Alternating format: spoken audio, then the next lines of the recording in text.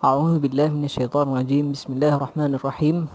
الحمد لله رب العالمين وبه نستعين ولا عدوان إلا على الظالمين. رب اشرح لي صدري ويسر لي أمري واحلل عقدة من لساني يفقه قولي. سبحانك لا علم لنا إلا ما علمتنا إنك أنت العليم الحكيم. ولا حول ولا قوة إلا بالله العلي العظيم. ولا حول ولا قوة إلا بالله العلي العظيم. ولا حول ولا قوة إلا بالله العلي العظيم.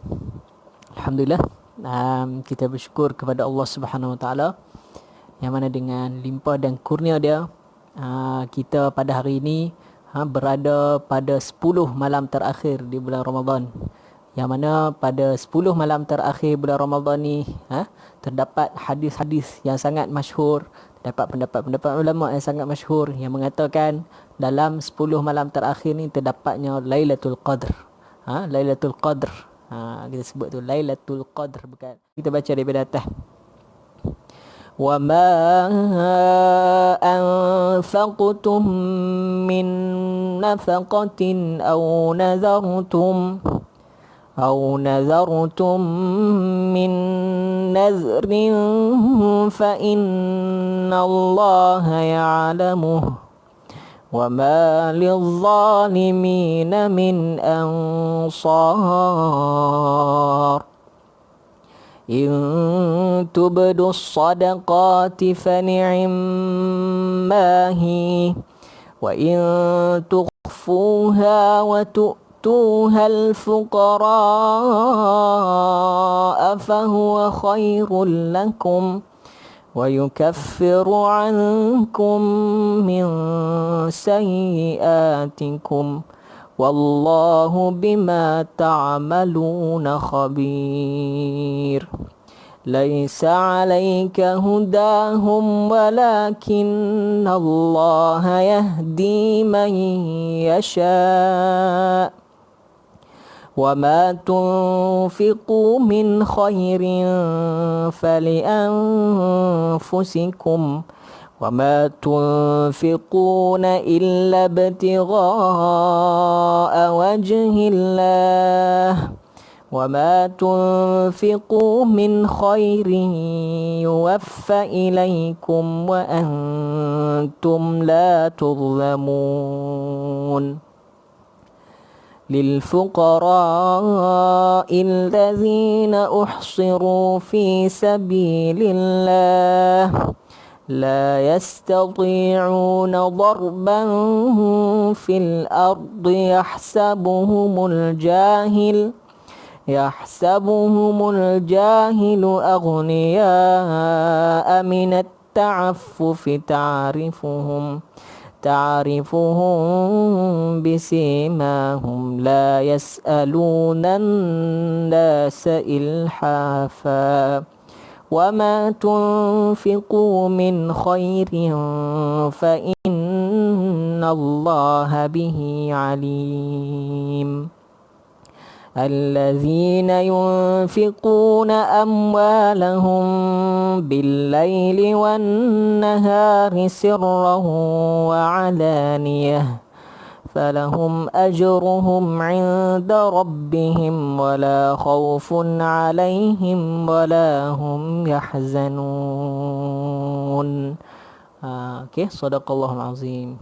Itu sedikit banyaklah lagu Kurdi lagu Kurdi baru satu ya. Mendatar tu lagu yang jenis mendatar. Dia ada lagi variasi-variasi dia, kita akan tunjuklah nanti insya-Allah. Okey, jadi kita tengok sikit makna dia lah. Apa yang kita baca tadi ni, apa yang nak disampaikan. Jadi dekat ayat yang 270 tu, wa ma anfaqtum min nafaqatin aw nazartum min nazrin fa innallaha ya'lamu. Allah Taala nak bagi tahu apa sahaja yang kita infakkan, apa yang kita bagi, infak orang nak sebut infak tu dia. Infak tu bagi daripada apa-apa jenis nafaqah, daripada apa-apa jenis pemberian.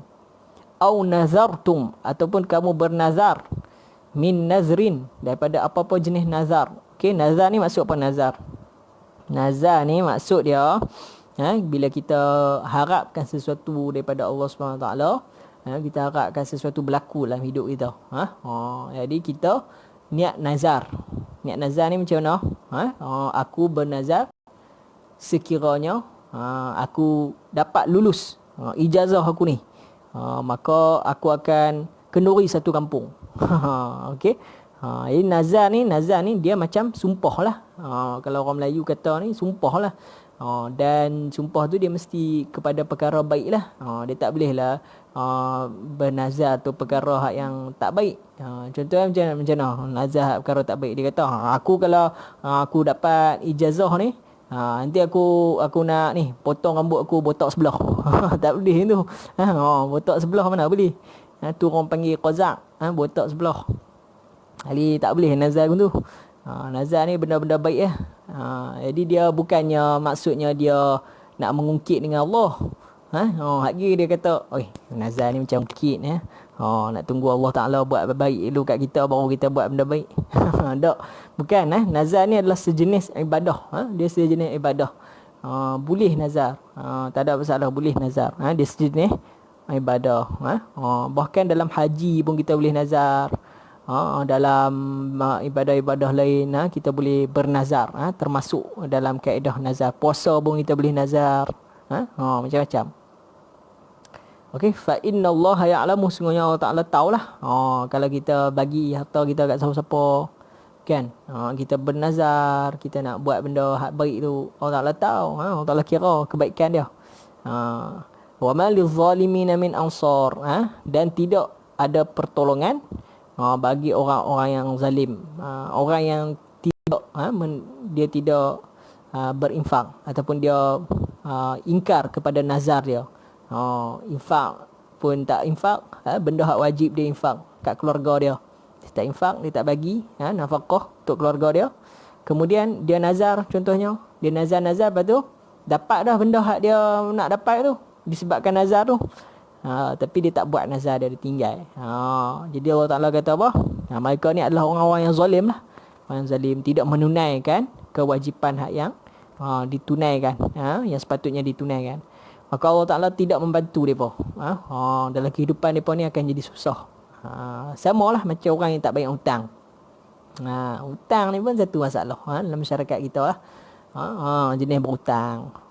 Bila susah cari orang, berhutang sana, berhutang sini, pergi jumpa kawan tu, minta maaf lah, saya ni anak pun nak beli pampers anak pun tak ada, nak beli susu anak pun tak ada, saya nak isi minyak motor pun tak ada, macam-macam alasan. Tak apalah, kita pun tolong dia. Memang betul lah keadaan tu macam tu, berhutang lah, dia berhutang, dia pinjam. Lepas tu dah tengok 5-6 tahun anak pun dah besar, pergi sekolah pun free basuh berak sendiri mana ada pakai paper apa semua dah. Masa tu dia pun kerja elok dah apa semua. Dia buat lupa pula. Hutang hak yang kita dulu ni tak bayar. Berapa ratus, berapa ribu dia pinjam dan sebagainya. Jadi Allah Ta'ala tidak akan membantu orang macam ni. Hidup dia akan susah. Kita tengoklah. Hidup dia sampai bila-bila pun. Kalau dia senang tu pun dia ambil daripada duit orang tu. Dia pusing pinjam kat kawan ni, pusing bagi kat kawan tu, pinjam hak kawan ni, pusing bagi kat kawan tu. Macam tu lah.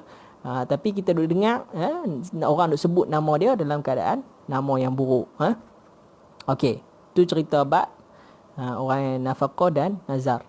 Okey, sekarang kita tengok orang yang bersedekah pula. In tubdu sadaqati fa ni'mahi. Kalau orang tu bersedekah, kemudian dia bagi, orang lain tahu kata dia bersedekah. Dia bagi tahu ataupun dia tunjuk, kata aku bersedekah. Aku bagi sedekah ni kat orang ni dan sebagainya. Fa ni'mahi. Alangkah baiknya itu, Allah Taala kata. Jadi sedekah ni boleh tunjuk kat orang. Dalam Islam, sedekah boleh tunjuk kat orang. Tujuan dia untuk apa? Untuk bagi orang lain pun bersemangat juga untuk bersedekah. Sama macam kita tadi ni, bagi kepada orang yang layak. Jadi sedekah boleh tunjuk kat orang, bukannya sedekah ni mesti sembunyi. Dia ada dua. Yang pertama, kita boleh tunjuk kat orang. Sebab tu orang duk petikai kadang-kadang orang duk bagi sedekah, yang dia tunjuk video dalam Facebook ke, dalam Instagram ke, gambar-gambar, dia pergi bagi sumbangan dan sebagainya.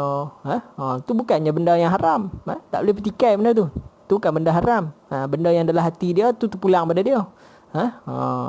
Jadi boleh kita tunjuk kita punya sedekah. Wa in tukhfuha, akan tetapi sekiranya kamu menyembunyikannya. Ni sembunyi pula. Tadi tunjuk, ni sembunyi pula. Wa tu'tuhal fuqara'a fahuwa khairul lakum, dan kamu bagi kepada orang-orang yang fakir, fahuwa khairul lakum, maka itu adalah baik bagi kamu. Nampak tak? Fa ni'mahi dengan fahuwa khairul lakum. Dua-dua ni maksud dia baik, dua-dua ni maksud dia baik. Jadi maksudnya sedekah ni, selagi mana tidak ada rasa riak di dalam hati ataupun tidak ada rasa ujub di dalam hati, kita nak sedekah depan orang ke, nak sedekah sembunyi-sembunyi ke, dua-dua tu baik, okey. Wa yukaffiru ankum min sayyiatikum. Dan kelebihan apabila kita bersedekah ni, apa yang terjadi?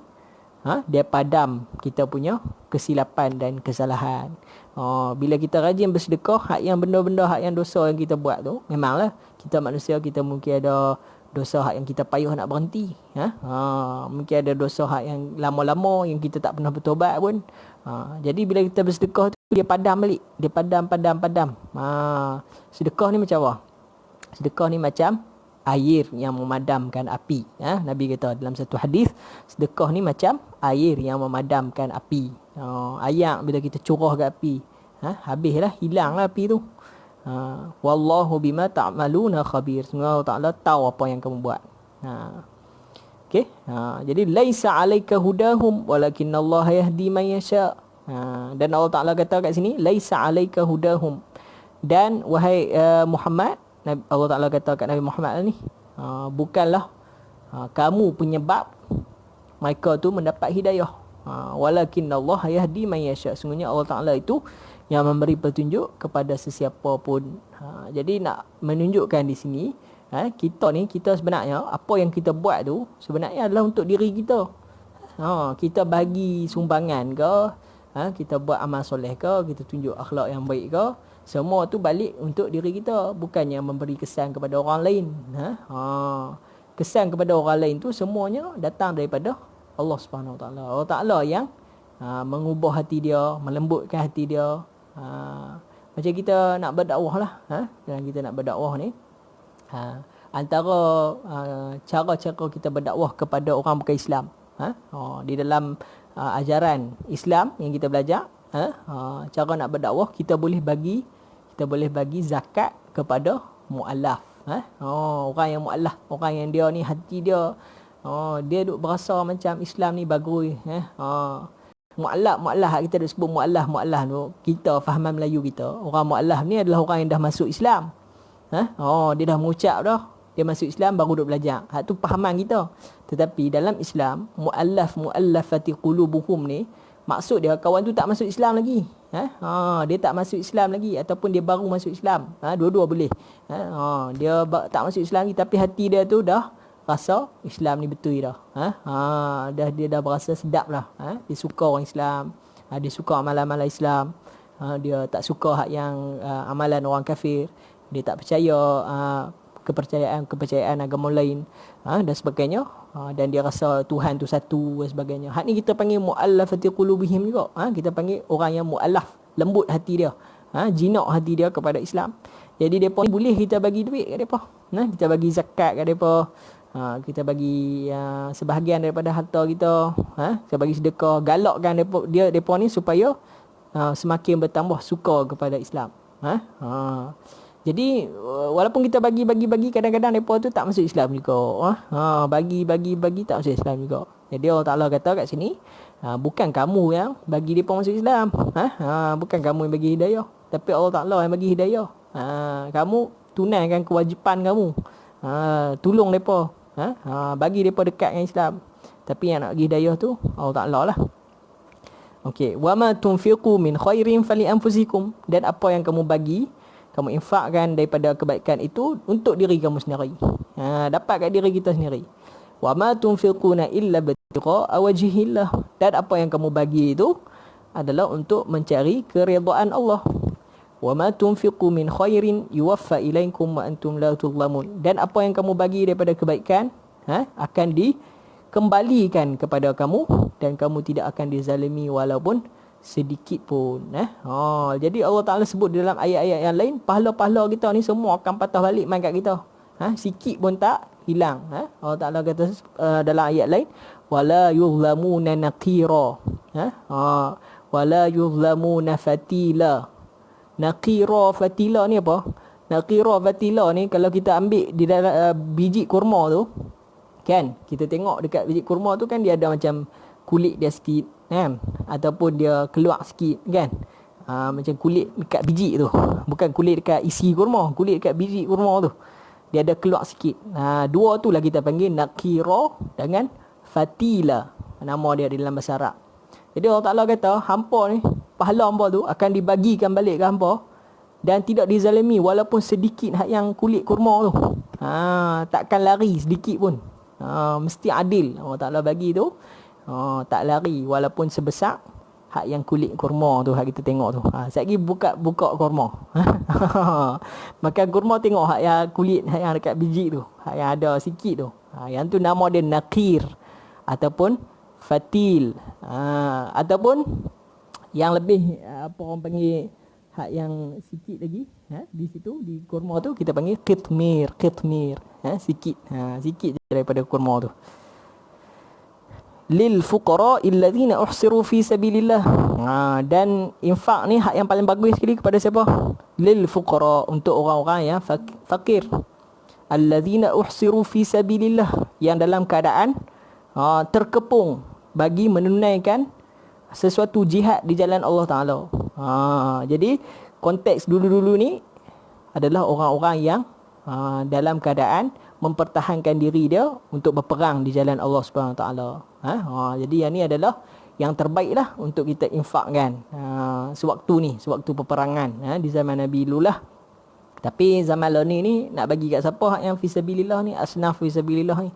Jadi asnaf fisabilillah ni sekarang ni dalam konteks kita Malaysia, ulama-ulama kita berijtihad, yang paling sesuai orang-orang yang fisabilillah ni, yang pertama sekali adalah orang tentera. Jadi tentera ni depa boleh ambil zakat sebab depa menjaga keselamatan, depa menjaga keamanan negara kita. Depa boleh ambil zakat, boleh diberikan zakat kepada mereka. Kemudian polis, ni semua fisabilillah. Depa sedang mempertaruhkan nyawa depa. Bomba, ni orang-orang yang mempertaruhkan nyawa untuk menjaga keamanan negara dan sebagainya. Kemudian yang kedua, orang-orang yang berjuang untuk meneruskan Islam di dalam negara kita. Siapa? Penuntut ilmu, amil zakat. Jadi pusat-pusat zakat tu, mereka tu adalah amil zakat. Dan mereka juga meneruskan supaya Islam ni bergerak di dalam negara kita. Pejabat agama, mereka buat program-program untuk meneruskan keberadaan agama di dalam negara kita. Mereka keluarkan penulisan-penulisan akademik dan sebagainya. Pelajar-pelajar kita yang belajar engineering, belajar sains dan sebagainya, yang belajar ekonomi, yang akhirnya akan menyebabkan survival agama Islam dalam konteks kita negara Malaysia, yang ada politik dia, yang ada ekonomi dia, yang ada masalah sosial dia dan sebagainya. Depa ni semua layak dapat zakat di bawah asnaf fi sabilillah. Okey, la yastati'una darban fil ard. Mereka ni nak berusaha tak boleh. La yastati'una darban fil ard yahsabuhumul jahil. Ada orang ingat depa ni, yang tadi saya sebut yang fisabilillah ni, ada orang yang jahil, orang yang tak reti, dia ingat depa ni aghniya, depa ni orang-orang kaya. Ni belajar bahasa Arab sikit. Fuqara, orang miskin, fakir. Aghniya, orang kaya, ghani. Jadi orang-orang hak yang tak apa reti, tak apa cerdik ni, depa ingat hak yang depa tadi ni, hak fisabilillah tadi ni, orang kaya, aghniya. Sebab apa depa ingat orang kaya? Minat ta'affuf. Sebab depa tak minta. Depa ni mana minta? Polis. Ada depa minta zakat? Tak ada. Tentera minta zakat? Tak ada. Lagi? Apa lagi? Ahli-ahli akademik, ada minta zakat? Tak ada. Orang yang mengasaskan pusat-pusat pengajian Islam, ada depa minta, depa pergi minta zakat merata. Saya minta zakat ni. Siapa nak ni apa semua? Ada? Tak ada, jarang. Biasanya orang lain yang tolong minta kat depa. Orang lain yang tolong usahakan untuk bagi kepada depa. Sebab mereka tak minta. Ta'rifuhum bisimahum, dan kamu kenal tanda-tanda mereka ni. La yas'alunan nasa ilhafa, mereka tak minta dekat orang, tapi duk minta merata dekat orang. Jadi ada sebahagian orang mereka ingat mereka ni kaya. Orang, dan orang yang ingat mereka ni kaya tu, Allah Ta'ala kata dia ni jahil. Sebab apa? Sebab dah faham dah orang yang berjuang di jalan Allah Ta'ala ni mesti susah. Ahli-ahli akademik tu, mereka tu nak dapat ilmu tu, nak dapat pengetahuan tu, bukannya dapat pengetahuan percuma. Bukannya main tidur, mimpi dapat ilmu, esok pagi bangkit tulis kitab. Tak ada, bukan macam tu. Kena usaha, kena pergi cari ilmu, kena bermusafir, pergi cari guru, kemudian kena beli kitab, kemudian kena beli buku-buku latihan, kemudian kena muzakarah, nak muzakarah kena panggil orang mai berjumpa dan sebagainya, kena sediakan makanan untuk depa, tetamu dan sebagainya, muzakarah, buat program dan sebagainya. Tu semua guna duit. Jadi orang-orang yang jahil duk ingat orang-orang yang mengaji apa ni, berjuang apa ni semua ni macam orang kaya. Tetapi depa guna duit banyak, beli buku, beli apa nak baca dan sebagainya. Okey. Fa innallaha bihi alim. Wa ma tunfiqu min khairin fa innallaha bihi alim. Dan apa yang kamu infakkan daripada kebaikan, sesungguhnya Allah Taala itu Maha mengetahui. Allazina yunfiquna amwalahum bil-laili wan-nahar. Mereka tu hak yang tolong orang-orang macam ni, yang tolong orang-orang yang miskin tadi ni. Siapa depa ni? Allazina yunfiquna amwalahum bil-laili wan-nahar. Depa ni infak duit depa ni siang dan malam. Maksudnya tak berhenti. Kerja infak bagus. Kerja bagi duit dia, tolong orang. Sirra wa alaniyah, secara sembunyi dan secara terang-terang. Sembunyi pun dia bagi, terang pun dia bagi. Falahum ajruhum 'inda rabbihim, maka bagi mereka itu ganjaran di sisi Tuhan mereka. Wala khaufun 'alaihim, dan mereka tidak perlu gusar dan bimbang harta depa tu pergi kat orang lain. Jangan rasa macam tu. Di dalam satu hadis Aisyah radhiyallahu anha, dia masih kecil lagi bila dia kahwin dengan Nabi tu. Jadi dia tanya Nabi, bila sedekah tu duit bukan makin kurang ke? Kan? Bila bagi tu duit makin kurang, dia nak cari kat mana? Lalu Nabi kata, wahai Aisyah, bukan makin kurang, bahkan makin bertambah.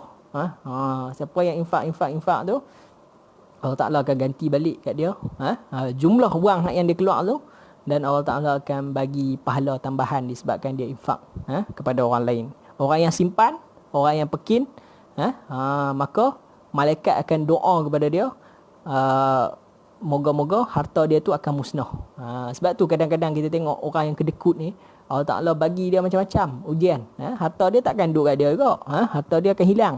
Hilang macam mana? Kereta rosak, orang curi, duit jatuh, satgi kad bank hilang, satgi kena scam, macam-macam.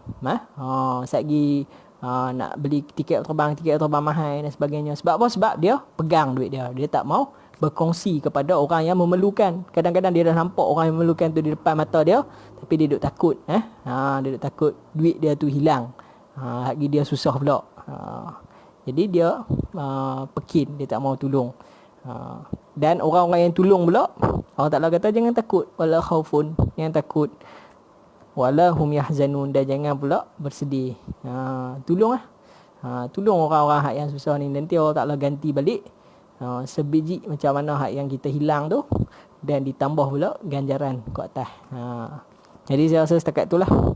Jadi pengajaran muka surat ni hak kita baca ni, pengajaran dia kita infak. Kita infak duit kita kepada orang yang perlu dan layak.